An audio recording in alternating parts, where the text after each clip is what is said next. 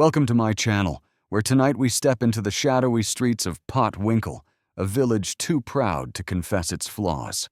Beneath the polished facades and manicured gardens, decay spreads quietly, and secrets fester in darkened corners where the townsfolk dare not look. A daughter has been murdered, a father cloaked in hidden sins, a husband concealing truths that chill the spine, and Chief Inspector Dover ever perceptive yet leisurely in manner. So pour yourself a stiff drink, keep a biscuit tin close. This story twists with fine china cunning rats, whispered vendettas, and old grievances that have grown monstrous. This is Dover Goes to Pott, according to Sergeant Charles McGregor of Scotland Yard, detailed in his transfer request, number 23, submitted with exacting care. For decades, when remote counties are unable or unwilling to confront a grave crime, they summon Scotland Yard, the ultimate arbiter of law and justice. I have only two pressing questions. Why is it always Chief Inspector Dover dispatched here? And why does he invariably insist on my company, as if fate demanded it? Music. McGregor, keep up with those cases. Time is slipping past us and we have no night to waste. I'm hurrying, sir. Yet the platform is bare, no porters to be seen. Typical. They send us to nowhere, expecting us to navigate blindly to our lodgings. Behold the countryside, rolling hills, meadows veiled in mist, and the solitary spire of an ancient church, standing proud against the gray sky. All I perceive is relentless rain and the somber gray of Yorkshire. And where, pray tell, is someone to greet us in this desolation? Well, sir, that honor falls to me, Chief Inspector Dover of Scotland Yard. Collect these lads, though no tip is due. I am no mere porter. I am Inspector Bream, local constable. Welcome, sir, to Pott Winkle. A vehicle awaits, carefully prepared to convey you to the Wibley estate. Wait, a car. I hope it is adequate for our journey. A Rolls-Royce Silver Cloud, 3.8-liter engine, gleaming and poised, belonging to Daniel Wibley, the most powerful man in this village. We proceed to meet him now. Daniel Wibley rules this place, does he not? Yes, sir. Chief Inspector Wibley sanitary wear name, known far and wide. You will see why he personally receives you. Curious indeed. And what of this cocktail cabinet here? Such an odd indulgence in a village steeped in modesty. Sir, refresh yourself. The journey has been long and damp. The tragedy before us is cruel. Mr. Wibley's daughter has been murdered, her young life cut short. She was married, yes, to John Perkins, a man who discovered her body. He is haunted by what he found, yet remains crucial to the investigation. Why hesitate? Restrain him, Dover, and let the law take hold. Steady now. A hasty hand may mar the truth. I am no traffic warden. McGregor observed the details. Every gesture, every whisper counts. Cigars, McGregor. I have a feeling about this Wibley. Now, Chief Inspector Dover, let us dispense with ceremony. The case is yours, and time is of the essence. That is correct, Mr. Wibley. And these sandwiches, they are my supper, sir. Discussion of the case will follow. I am a driven man, Mr. Wibley. My focus unwavering, my resolve absolute. Indeed driven. That is why I insisted on calling Scotland Yard to ensure the investigation proceeds untainted, free from the slightest shadow of influence. Cynthia, just 21, married against my counsel 3 years ago, to John Perkins, a man of humble factory origins. She insisted youth and love blind the mind. Since that day, she has resided in a soulless housing estate, utterly unsupported by her family, a gilded cage, from which tragedy crept silently unnoticed by all but a few. What does this Mr. Perkins actually do for a living? I'll ask plainly. He manages a modest travel agency in the village far from grandeur. And your daughter, Sir Cynthia Wibley, was not employed outside the home. She stayed at her family residence where she tragically met her fate, beaten to death with a poker, sir. A dreadful end for a young woman. I estimate the time between 4:30 and 6:30. Oh, indeed. One wonders why local witnesses cannot narrow the time more precisely. Perhaps she sat by the fire. That might shift the estimated time of death. Exactly. Trained eyes, you understand. Her husband discovered the body upon returning from work, then immediately contacted the authorities. He is now staying with his married sister on Canal Bank Street in the poorer quarter of town. That provides a starting point for inquiries. Well, that at least gives me some leads to pursue. Now I must confess it is late, and I have yet to eat since supper. Sit down, Sergeant. As you know, Chief Inspector Capital Punishment has been abolished here, a most retrograde decision in my considered opinion. You are quite correct, Mr. Whibley. I call it criminal folly. So does McGregor, he adds with grim satisfaction. I rely on you not merely to bring my daughter's killer to justice, but to reveal him as a cold, deliberate murderer. I want him locked away forever with no chance of release. As may be, Mr. Whibley, but first, we must apprehend the murderers, and that is our immediate task. Everyone knows his identity. John Perkins, my daughter's miserable husband. Now may we have a private word away from others? McGregor, step outside. Just wait for us. Yes, sir. Now, Chief Inspector, I suggest a discreet discussion, a matter of quid pro quo. Monty, you seem content, sir. What was that about? Mr. Whibley wished to discuss a certain arrangement, a question of money. Never mind for now. Understood. We know Mr. Whibley refused to support the young couple financially after marriage. He made his stance quite clear. Cynthia, however, stood to inherit her father's considerable estate eventually. So what motivation did her husband have to murder her? Perhaps sheer exasperation? A growing resentment toward her very presence? You understand, Sergeant, such petty hates can fester. Here you are, take a few. It may be a long night ahead. And if the couple had children, you and your hypotheticals. Whibley mentioned that an heir might have changed things, but they had no children after 3 years, not even one. What of Mrs. Whibley? She exists, but they separated long ago. He married her only for money. When he began earning his own income, he found obstacles. She could not grant him a divorce. Women, Sergeant, can hold bitter grudges. Very well. Let us visit the crime scene quickly. Then we can question young Perkins if evidence warrants. If we have reason? Yes. Chief Inspector Day Constable Harris. Miserable night, isn't it? Yes, indeed. Gentlemen, follow me. The young woman remains in the living room, undisturbed, since her husband found her. We have touched nothing. I shall inspect the kettle where you may need hot tea quickly. Very good, sir. Fingerprints, perhaps. Could the murderer have brewed a cup leaving traces behind? Let us focus on the scene itself. Observe the late Mrs. Perkins carefully. Take note of everything her surroundings, the fire still burning, the television quietly humming. And the murder weapon. The poker appears the likely instrument. Forensic analysis will confirm, but clearly the killer knew of its presence. Who better than the husband? Isn't that assumption hasty, sir? No signs of forced entry, sir? Either Mrs. Perkins admitted her murderer, or he entered with a key, the latter pointing to her husband. And who arrived first? Arnold P.C. Jenkins, a diligent young constable. What struck him most was the normalcy, the homely comfort of the room, a fire still blazing, the television left on, almost mocking the horror. The television flickered silently, casting uneven shadows across the room, highlighting the stark contrast between ordinary domesticity and the horror that had occurred here. Don't get lost in trivialities, McGregor. We have a crime scene to examine. Focus. Let's start with the kitchen. It often holds more than you expect. Looking for clues in the kitchen, Chief Inspector. Clues, yes, and perhaps a small indulgence, some cake. I am partial to Madeira. As you know, it steadies the mind. McGregor, wake the neighbors quietly.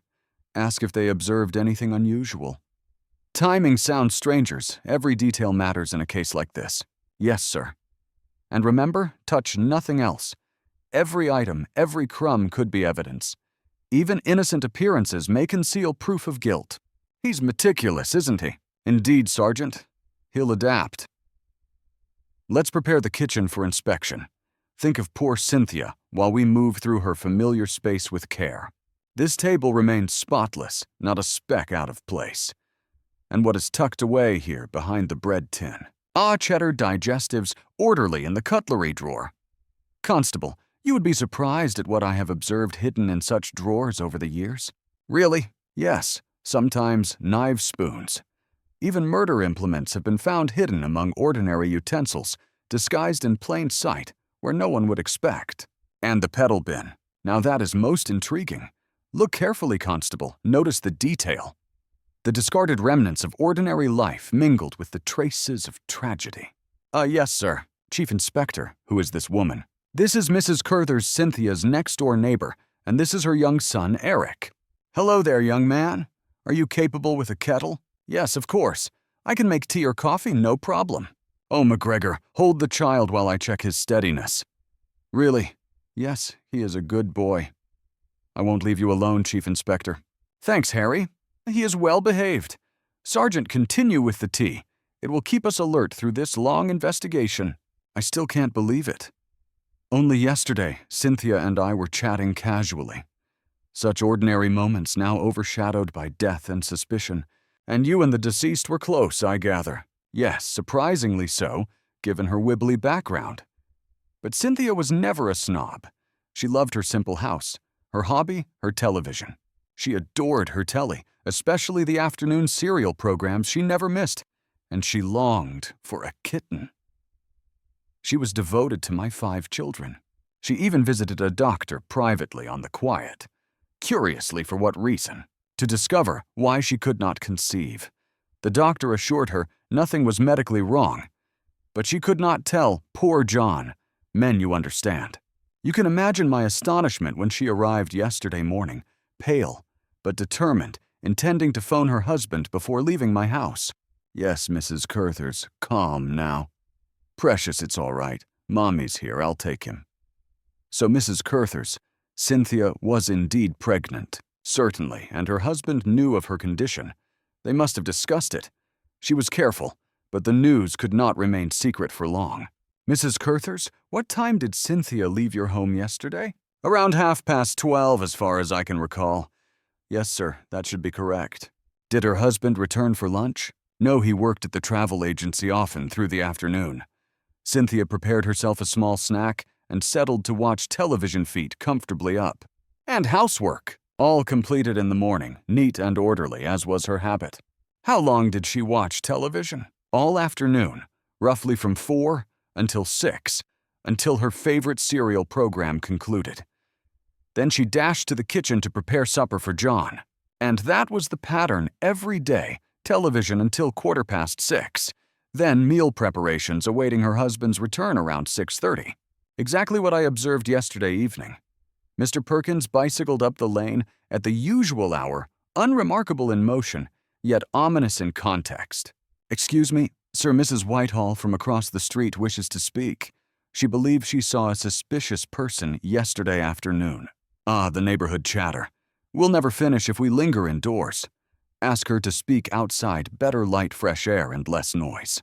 Hello, Mrs. Wickham. Who is in charge here? I am Chief Inspector.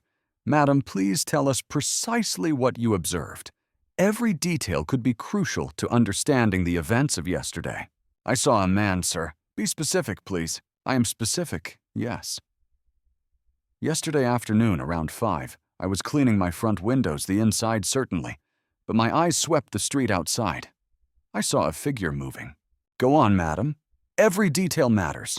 Describe exactly what you saw, how he looked, what he carried, and where he went. I need a complete account. Well, he parked his car all the way at the far end of the narrow street, almost hidden behind the towering hedge.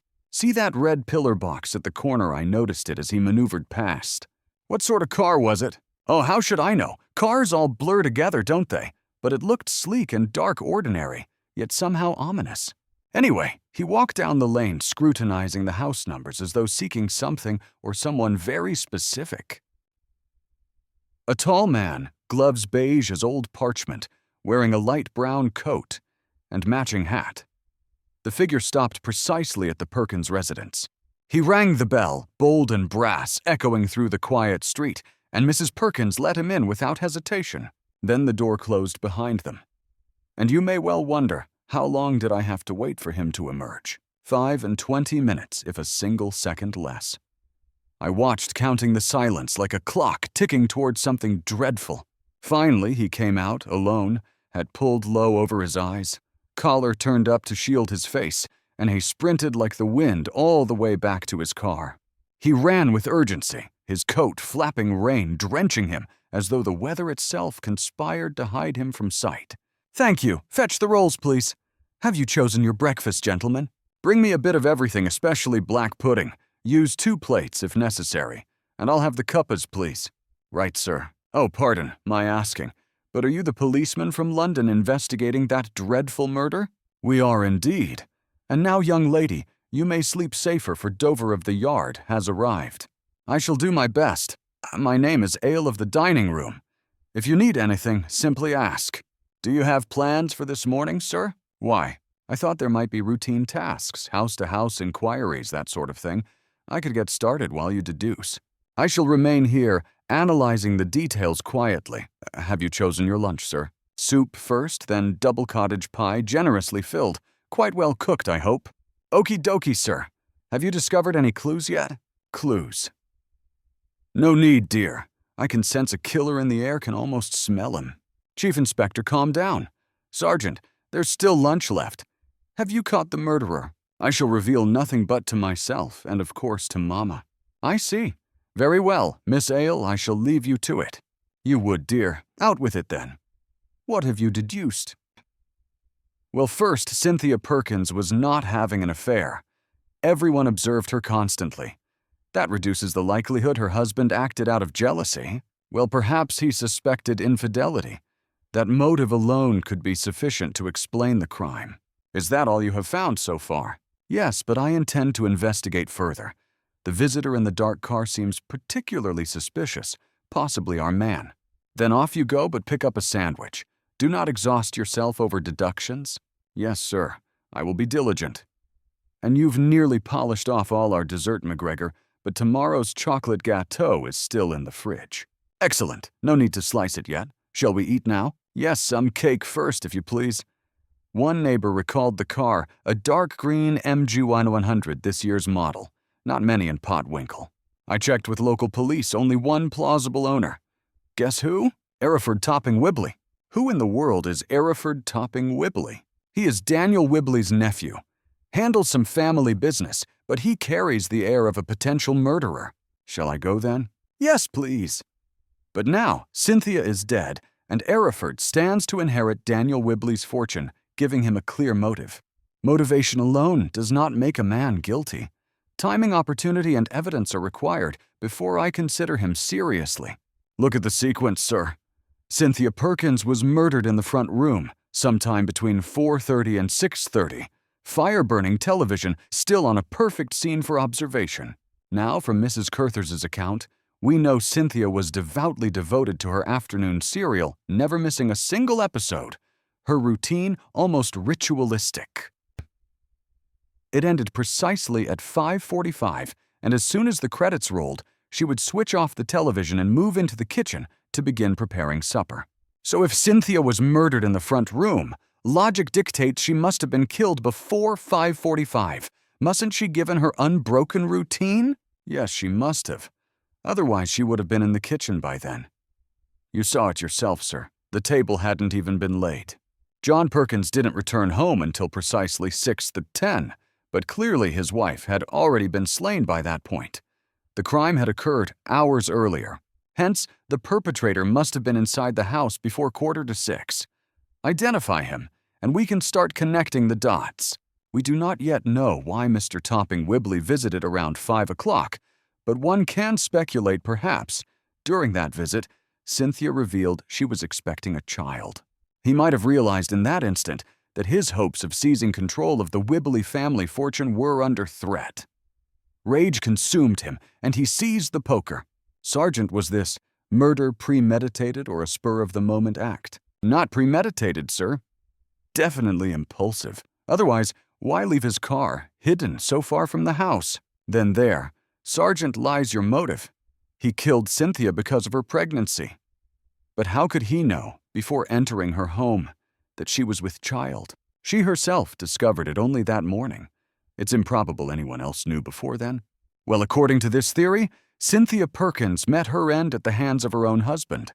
Tomorrow morning, we'll obtain a warrant and arrest him at his sister's house. Job done. I must protest, sir. This is dangerously presumptive. You cannot trample over evidence based on speculation and personal assumptions. Sorry, sir, But you seem unusually eager to act precisely as Mr. Wibley desires. Could it relate to your conversation with him yesterday? I don't know what you mean. I wasn't listening to anything in particular. Sir, you cannot simply barge in and arrest John Perkins based on a general theory about spousal homicide. You haven't even met him personally yet. Yes, you are probably right, Sergeant. I apologize. I allowed haste to override caution. It has been an exhausting day. Kindly escort me to my room. Right, sir. And may I bring that cake with me? Of course. While we stroll, Sergeant, a question about etiquette. When at home, watching television and a guest arrives, what is proper conduct? Well, sir, typically I switch off the television first, then greet the visitor and offer refreshments. Precisely. Consider the case of Cynthia Perkins. 5 o'clock, front doorbell rings. She turns off her telly, welcomes Mr. Tobin, and they converse until 5:25. He politely declares, "Don't trouble yourself, Cynthia. I shall see myself out." She nods, and as soon as he leaves, rushes to turn her television back on, to catch the remainder of her precious cereal, of course her daily ritual preserved. And that my perceptive young Sherlock is why she was not killed at that moment. If only you used your eyes as astutely as your mouth, lad. You've observed it for yourself. Timing routine and human behavior are the keys to understanding this crime. I've seen what exactly McGregor asked, his voice echoing off the narrow attic walls. "This is my room, sir." "Where else would I be?" Dover replied, eyes narrowing. "But what exactly have you seen, lad?" "The kitchen, sir. Every move, every gesture. I observed her preparing supper, just as she did every single day without fail. Quiet now. Shut the door. McGregor, focus. Let's reconstruct the events precisely. That unknown visitor, Mr. Topping Wibley, or whoever left the Perkins house around 5:25. Cynthia was finishing the last moments of her television serial, as she always did with that meticulous routine, before switching the set off and moving into the kitchen. "But you just said the television was on," McGregor protested. Dover raised an eyebrow, exasperated. "If you held your tongue for one golden second, lad, you'd see she turns the blasted set off, moves into the kitchen, and begins supper as usual." "Now help me get these boots off," Dover muttered, as the rain outside tapped against the windows like impatient fingers punctuating his explanation. At precisely 6:10, John Perkins arrives home. On some pretense, he lures his unsuspecting wife back into the front room and with deliberate fury seizes the poker. The deed is done swiftly, violently. Then he must fabricate the scene to make it appear the murder occurred before his arrival, reconstructing every detail with grim care. He rebuilds the fire switches the television back on and rushes into the kitchen to erase any evidence that supper preparations had begun purely a sinister illusion. "Speculation, perhaps," McGregor ventured. Dover waved him off. "Do you know what Mr. and Mrs. Perkins planned for supper that evening? Chops, chips, and fried tomatoes discarded untouched." "How do you know that?" McGregor asked, astonished. "Because, lad, I saw it in her small metal bin, uneaten, discarded, as though yesterday had vanished entirely." Meanwhile, Hereford Topping Wibley had a watertight alibi, and the MG belonged to a visiting vacuum cleaner salesman summoned by Mrs. Perkins herself. But that changes nothing about what happened next. There he is, Constable, skulking behind that pigeon coop. Do your duty. Identify him. "John Alexander Perkins. I have a warrant for your arrest on the charge of murdering Cynthia Rosalind Perkins. What you can't just—" "This is preposterous," Mrs. Perkins's sister protested, her hands trembling. Dover remained immovable. "Of course we can, madam. Step aside." "Take him away, lads. Believe me, she was dead. When I arrived home," she cried, desperation lining every syllable. McGregor nodded, leading Perkins gently. "I'll question you shortly, madam, all on your own.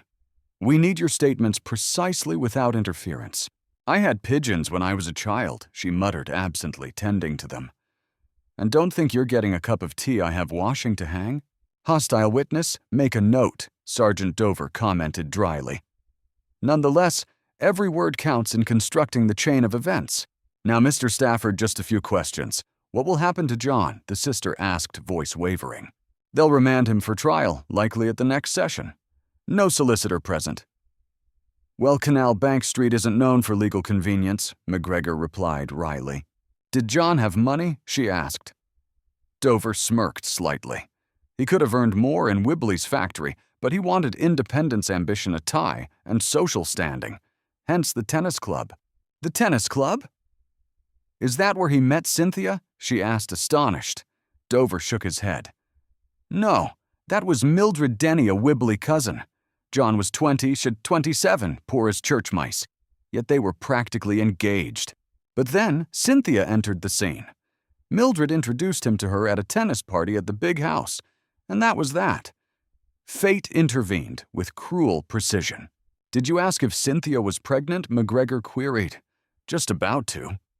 But after all that, his voice trailed the shadow of tragedy hanging heavily over the room. Well, our John can't have known that certain, Mr. Stafford murmured, shaking his head. We're fairly sure he had no idea, sir.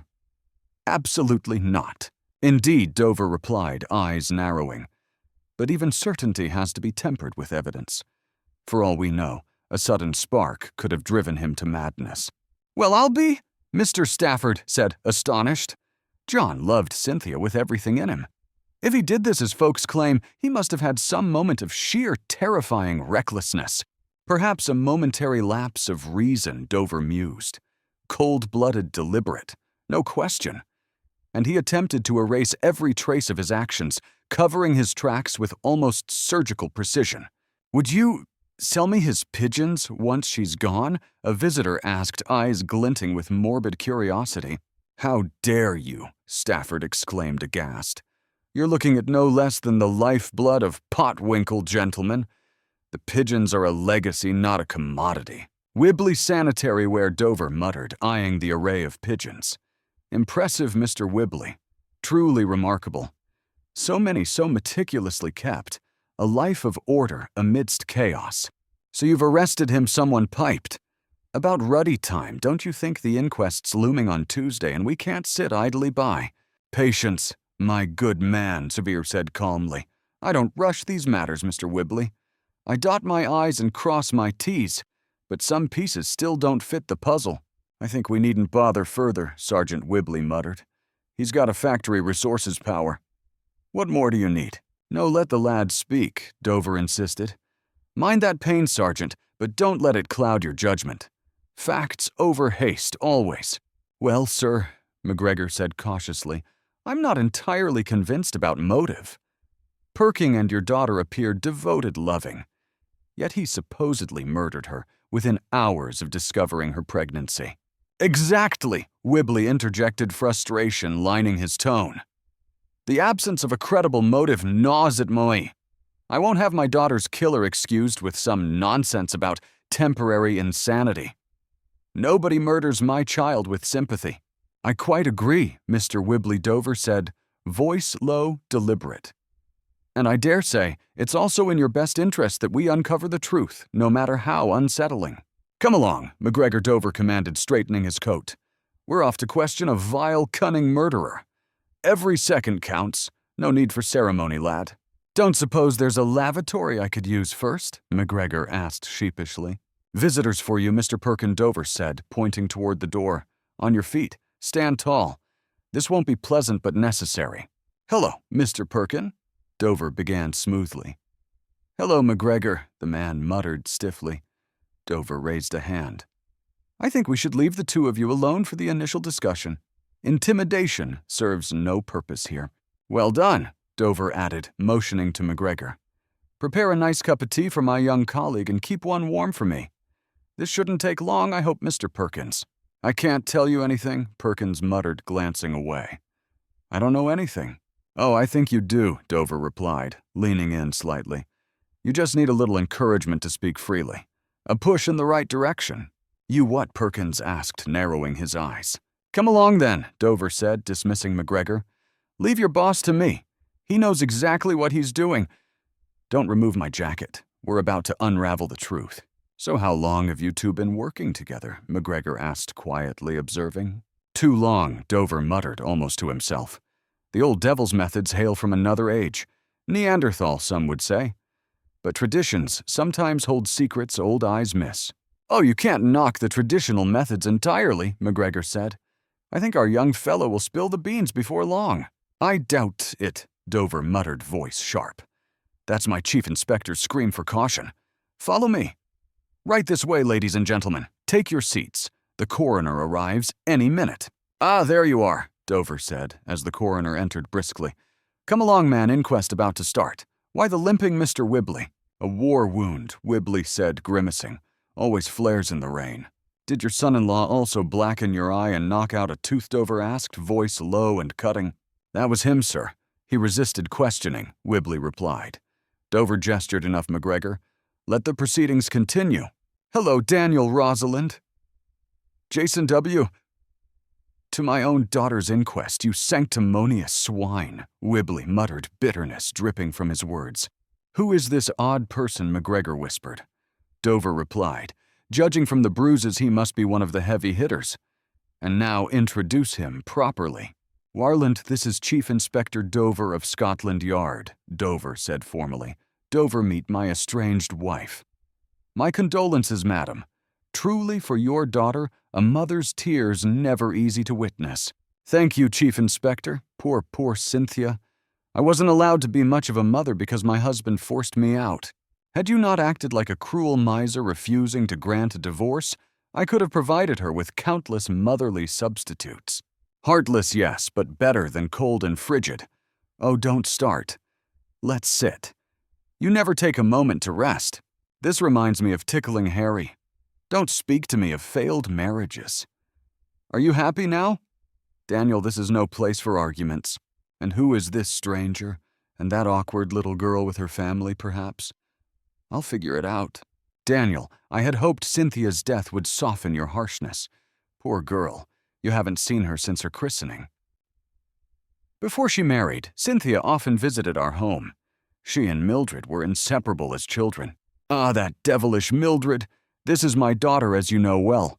Mildred, greet your uncle. Good morning, Uncle Daniel. I am not your uncle. Your mother happens to be my ex-wife's cousin. Inspector, ignore them.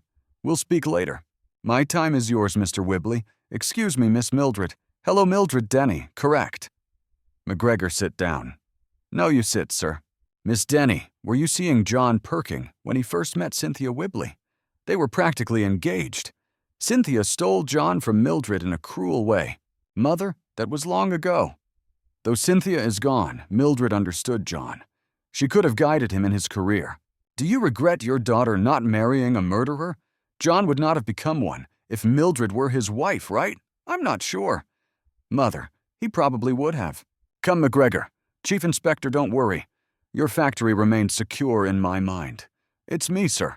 Huh, I just review cases in my head, always thinking with my eyes closed, lying under blankets. Exactly. Now prepare my bath, will you?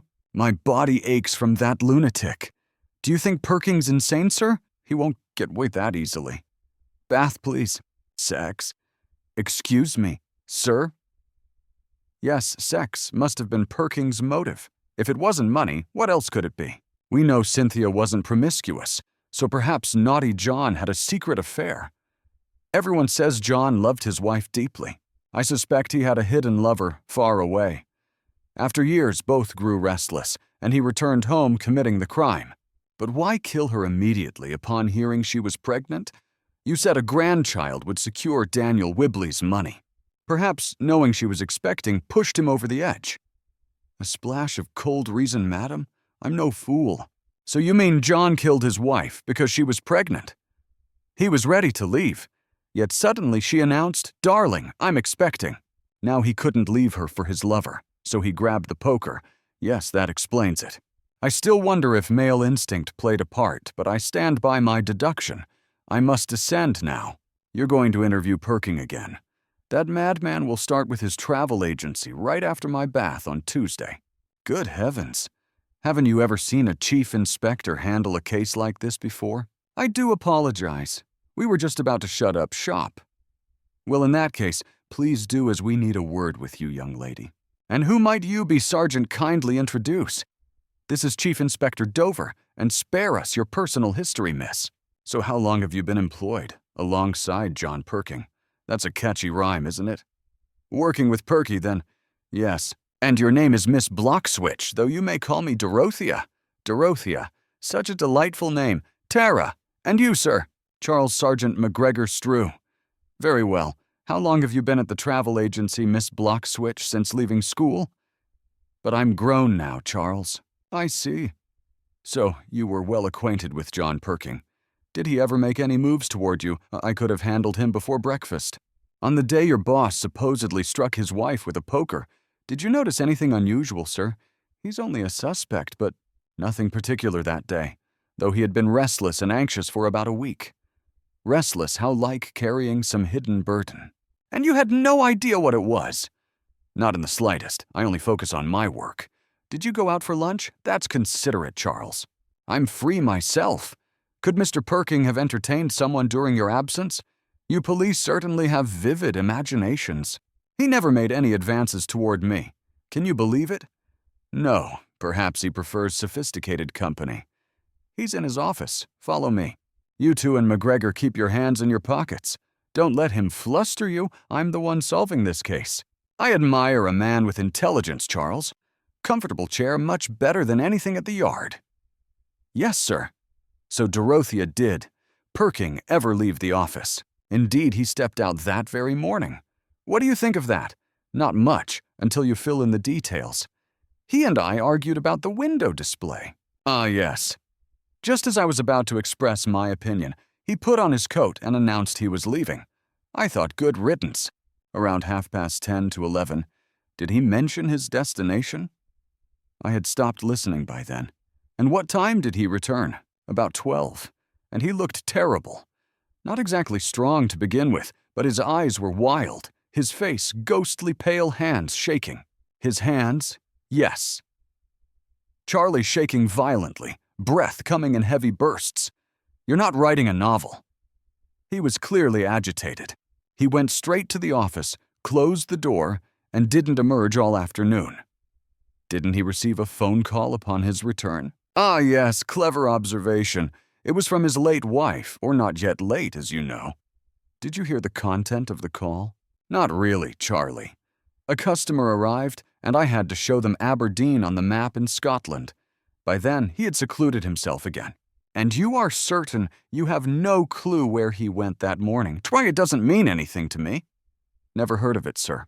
The trouble, young lady, is that you are too clever sometimes to notice what's staring right at you, Perking's death diary.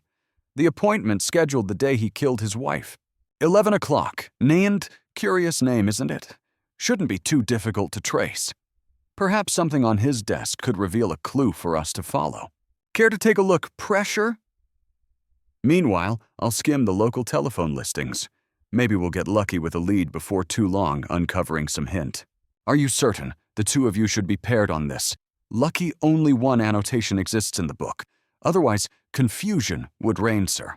Dr. J.J. Nand, M.D. Strange fellow indeed. Certainly doesn't appear to be Perking's usual physician. I can vouch for that from the records we hold. Thank you. Perking, the name of his regular doctor, is clearly marked inside the first aid kit, so this is something entirely different. Sir, are you feeling all right? Sounded odd, like a doctor's tone. Can I assist you in any way with that discomfort? Dr. J.J. Nand. J.J. Nand. Who exactly are you, doctor? We are officers, sir. Chief Inspector Dover, Scotland Yard, requesting entry. Well, I suppose so. Make sure you wipe your feet. Ignore that, and I'll consider it a personal affront. You'll see straight to the door. Listen, if this concerns that young lady working at the betting shop, she's fabricating the entire story. Sit, please.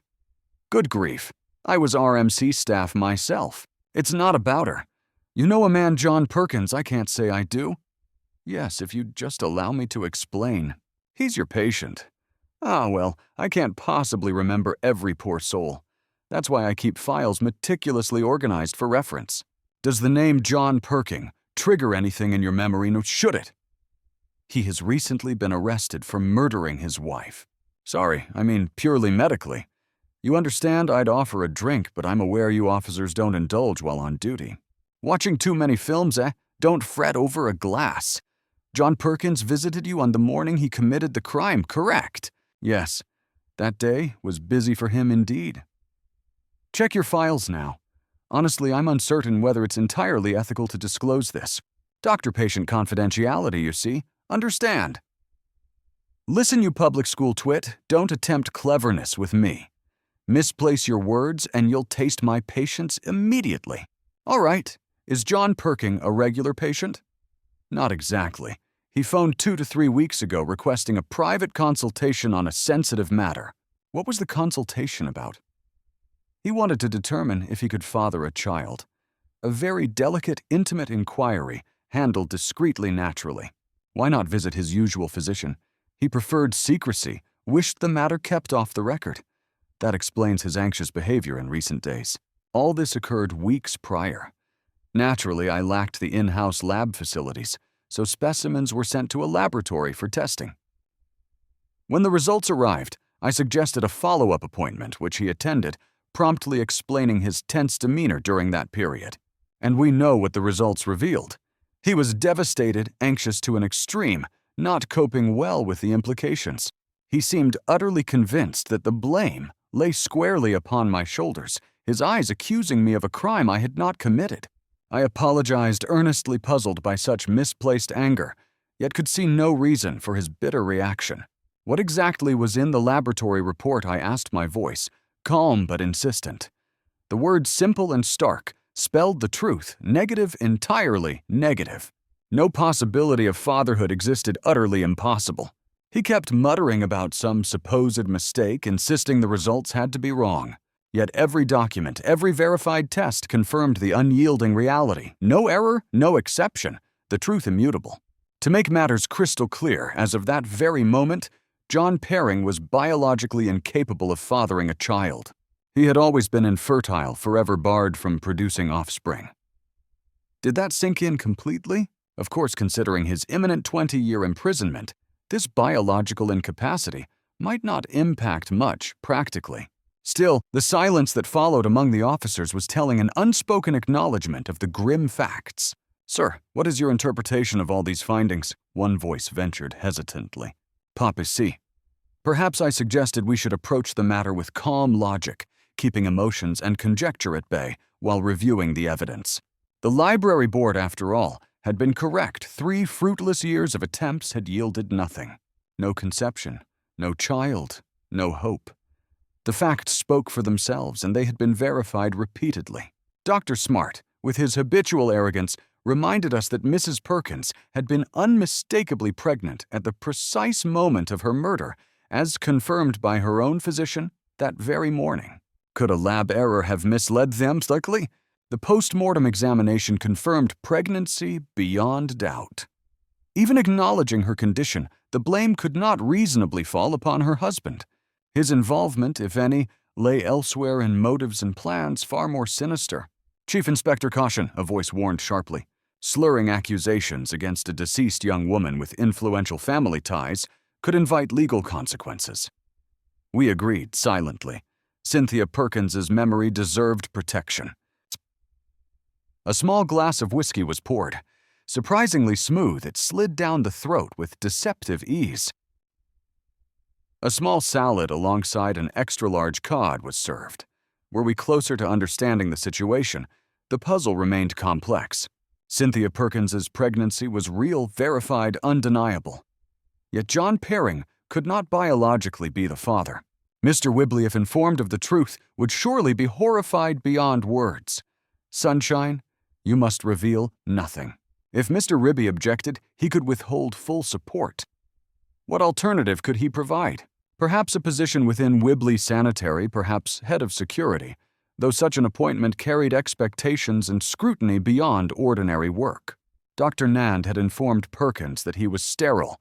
The man, utterly shattered, retreated to his office, brooding in despair. Almost immediately, Mrs. Perking phoned, revealing she was expecting. Shadows of foreboding fell over the day. He sat, plotting grimly, considering every detail of his impending actions. Calculating his alibi, cycling home at his usual time, he executed the deed with chilling precision. Minor discomforts lingered, teeth ached, a strange taste lingered, his hands trembled. Meanwhile, Cynthia Perkins's doctor required immediate consultation. More physicians? Yes, possibly. Perhaps Mrs. Perkins had gone so far as to use artificial means to conceive complicating the case and raising troubling questions of secrecy. Sergeant clarity is paramount. I, too, had once been impetuous, overeager in investigations. Time brings wisdom. Patient matters require swift, decisive action. Opposition or complaints would not deter us, nor slow the unfolding truth. We proceeded to confront his lordship directly. Mrs. Lake, same appointment next week. Cheerio, doctor. The room brimmed with tension. Questions hung in the air what was happening, and who were all these sudden, unexpected visitors. I tried to stop the doctor, but he moved quickly, a purposeful man, with eyes sharp as a hawk. "You're Dr. Hurst?" I asked cautiously, noting his calm demeanor. "Yes, that's correct. Is that a problem?" His voice was calm, precise, carrying the weight of authority. I gestured at my colleagues, explaining our presence. "Sergeant McGregor," I introduced firmly, "and this is Chief Inspector Dober. We have questions regarding a matter of urgency, Doctor." His expression barely flickered. "I can't imagine why you must involve yourselves at this hour," he replied, voice measured. "Begging your pardon, madam, but murder inquiries wait for no one." "Well," I said carefully, "you may ride with me. There is a sick patient waiting, and we must not waste another second on the road." "Considering your size," he quipped, "you might stretch out in the back. I don't usually ride with a woman driver, but circumstances demand it." "Hope you don't mind the open roof," I said lightly. "The fresh air clears my mind. What do you think? Are you agreeable to this arrangement?" "I thought your suspect was already in custody," he remarked, adjusting his coat eyes, scanning the empty street. "There are still some loose ends demanding attention, I assure you." "You know," I murmured, "I find the suggestion that John Perking could murder his wife so violently almost laughable. He seemed a kind, caring man. He struck me as ruthlessly determined. He countered a man capable of anything if pushed. Can you close the windows? It's rather breezy." "Now what is it exactly you wish to discuss?" I asked, keeping tone neutral, yet alert to the tension that seemed to cling to the air. "It concerns Cynthia Perkins's pregnancy," he stated plainly, eyes steady. "The circumstances puzzle us. The test results came back positive the very morning she died." "Poor woman," I murmured, softly, shaking my head. It is unsettling confronting such matters, especially when murder shadows the story so closely. "Would you be surprised," he asked carefully, "to hear that John Perking consulted another doctor a few weeks prior about his fertility? It may explain some things." "No," I replied, slowly considering the implications. These delicate matters often require discussion with a professional outsider, someone detached from the intimate situation. "He told us," Dr. Hurst continued, "John Peering was sterile, utterly incapable of fathering children. A fact confirmed through rigorous testing and examination. And Mrs. Perking," I asked. "She was certainly pregnant, I can assure you." Could it have been another man? His tone hinted at the possibilities, yet denied speculation. "She gave no indication of any such circumstance," he replied, frowning slightly. "She was delighted with life and full of hope. No secrets, no misgivings were apparent." "What about artificial insemination?" I probed, curiosity edging my voice. "Is there any possibility she sought such a procedure?" "Impossible," he said firmly. "Consent is required from the husband. Without it, no method could succeed. All tests confirm this straightforwardly." "Then how do you explain it, doctor?" I asked, leaning closer, tension building in the car's enclosed space. "Could there have been some fleeting, unrecorded encounter? Perhaps," he said cautiously, "in her desperate desire for a child she might have relied on someone known to her. Yet all medical records align with standard conclusions." "Could the laboratory have erred?" I pressed, thinking of the small chance of mishandled samples. "All diagnoses stemmed from tests performed under strict scrutiny and protocol." "It's a mystery indeed," he admitted, shaking his head. "And now I must attend my patient, though I understand your urgency, Chief Inspector. Every detail matters in such cases." "Hold on a moment," I said sharply, noting a sudden tension. "The laboratory everyone refers to, where exactly is it? How secure are the processes there?" "It's attached to our general hospital," he replied, voice firm. "Every procedure is checked, double-checked. Mistakes are nearly impossible in such an environment of careful oversight. When you examined Mrs. Perking, I asked, leaning closer, "What steps did you take to confirm the pregnancy? Please skip the messy details if possible." "That's correct. He said a blood sample is taken, which is then analyzed in the laboratory. The results are rigorous and absolute verified against stringent standards. And all samples go to the same laboratory I asked, needing confirmation." "Yes," he said, "exactly the same laboratory where nothing is left to chance, and every test is documented meticulously." "Where have you been all this time?" Chief Inspector McGregor interjected quietly, clearly distracted by the ongoing revelations. "Quiet," I whispered. "This part is important.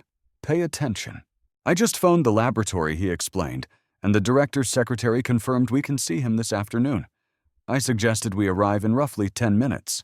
"Hold on," I said, raising a hand. "You're worried, Doctor. You implied the lab could have made a mistake regarding Mr. Perking's sterility. Are you confident in their work?" "Well," he said, smirking faintly, "don't trust every medical professional blindly. One once told me to restrict drinking, smoking, and even my diet. Absurd, isn't it? The car is waiting silently outside, rain drumming against its roof. If the laboratory made a mistake, sir, it could sway the court's opinion slightly in Perking's favor. Yes, perhaps he admitted. But I am my own worst enemy in this matter. Do you understand that McGregor, a constant hidden adversary within myself? The rain shows no sign of easing. And look, he points upward more steps, slippery and treacherous. What if someone breaks a leg climbing them? I suppose," McGregor answers calmly, "we shall carry you on a stretcher, sir, if necessary. No one could move you faster than we could manage safely." Suddenly, a figure waves frantically from a distance. "Hello, policeman," she shouts. "Are you the police?" Confusion ripples through the small group in the rain-soaked street. "Madame, calm yourself," I say firmly. "Yes, we are police. Sergeant McGregor and I, Chief Inspector Dober, please explain your agitation and waving so wildly." The woman catches her breath. "It's urgent. Something terrible, something requiring immediate attention," she pants. "I believe it is an emergency, sir." "Very well," I mutter. "Yet surely it cannot concern us directly. Our suspect is securely in jail. We have Dr. Moto to consult on this affair." "Another doctor," McGregor mutters under his breath. "They appear like bad pennies, turning up repeatedly, complicating our investigation beyond measure, never on time, yet always critical." At that moment, Dr. Moto emerges. "Are you police?" he demands sharply. "Who do you think we are, Tom and Jerry, running amok?" His face masks panic with authority. "Thank God you arrived," the secretary cries. "I feared no one would come. I only just rang your office, but I needed immediate intervention on this matter." "Let us proceed slowly," Dr. Moto commands. "And sir, I am Dr. Morton, director of this laboratory. Never has such a nightmare occurred in all my years of oversight." "What happened exactly?" I demand, glancing at McGregor. "Please explain the situation fully, doctor, including the secretary's behavior and any hazards posed on the hospital roof." He sighs deeply. "It began when my secretary answered the telephone. She received news about someone requesting my presence this afternoon, then went completely berserk afterward. I witnessed her flight from the building," he continues. "She raced across the main hospital block, rain soaking her clothes, almost slipping. I should have followed, but hesitation. Yes, women sometimes act unpredictably," McGregor mutters, shaking his head. "You can never anticipate when they fly off the handle, particularly under extreme stress or panic." I stood at the window, Dr. Morton resumes, and noticed nurses pointing frantically at the top floor. Then I realized immediately what had occurred. She was on the roof. "She climbed out into the storm," he adds, voice trembling slightly. "The rain pouring winds buffeting her, and still, she remained perched, motionless, a small silhouette against the gray sky." "Can we go to your office?" I asked cautiously. "I need a few answers, but I cannot leave her exposed on that rooftop. She's my secretary, after all, my responsibility entirely." "Listen, matey," he snaps. "I do not care even if she were my grandmother. If she intends to jump, she is free to do as she pleases. Oh, surely you cannot mean that literally, I protest. Surely you understand the risk. Must we always face such crises without a plan for persuasion? I will try, he mutters. Yet if this reaches the newspapers, the commissioner would be enraged. I can give her 5 minutes to calm, then depart. What is her name? McGregor asks, concern etched in his voice. Mildred, Dr. Morton answers. Mildred Denny. She is a cousin of the young woman murdered recently. Perhaps that explains her distress entirely. I'm going to end it all, she cries, voice trembling. If anyone approaches, I shall jump. The sooner it's over, the better for everyone involved, truly. Why wasn't I informed that Cynthia Perkins's cousin worked here, she demands? Perhaps we should discuss this later. Sir, away from the edge where danger is imminent. Here, McGregor says gently, would you like me to open the window wider so you can safely climb out? We only want to talk with you. You go first, Mildred protests. You're more suited to negotiation. I think we both should approach together, sir. I might be the calmer presence in this tense moment. All right then, come on, he urges. Give me your hand. Don't approach recklessly. I warn you, Miss Denny, stay cautious or step back immediately, please. No need to be afraid, Miss Denny. We only want to speak calmly. I understand your fear, but we are here to help not harm you, McGregor assures. I know who you are, she whispers, shivering. You're the policeman, Bullseye. And now you're both getting drenched out here. Come inside, perhaps over tea. I'm a murderer, she declares. You wouldn't want tea with someone who admits such a crime. Yet it wouldn't be the first time I've conversed with criminals. Let me try, McGregor says. Sir, Miss Denny. Hello? How exactly are you a murderer? She asks hesitantly, glancing at the rain-soaked street below. Actually, she admits I don't think I should reveal that. What difference would it make? You think I'll jump anyway, Fairpoint. I suppose it cannot harm to explain. I'm the secretary to Dr. Morton, the laboratory director, she continues. I'm catching pneumonia out here, but something must be said. 2 reports arrived simultaneously on my desk. One report was for John Perkins. Naturally, I read it. I had to. Nothing medically wrong. No reason why he couldn't be a father. I thought that reassuring. And then she continues, voice quivering. I saw the top report. Cynthia Perkins. Positive. She was pregnant. Everything exploded inside me. I knew what I had to do immediately. What did you do? McGregor asks. Cynthia always had it. All looks, money, charm, even John. Now she would have the baby she longed for. It wasn't fair. It never seemed fair. You think I'll jump? She asks. No, please. Here, take my hand. Mildred moved back from the edge. That's a good girl. Now tell us what you did truly. It was simple, she admits, voice barely audible. I altered John's laboratory report, changed one crucial word. Positive became negative. He would be told he was sterile at the very instant Cynthia's pregnancy was confirmed. I know John, she continues, eyes wide. He would go mad if he thought Cynthia unfaithful, and he did. Far madder than I imagined. He preferred death to confession naturally. Men, she mutters. Dear Lord, why didn't you keep quiet? It would have been safe. But I assumed you had discovered my actions when you phoned. Yes, we suspected. I was on to you. Miss Denny, make no mistake, McGregor admits. But I know you love John, so why not step closer?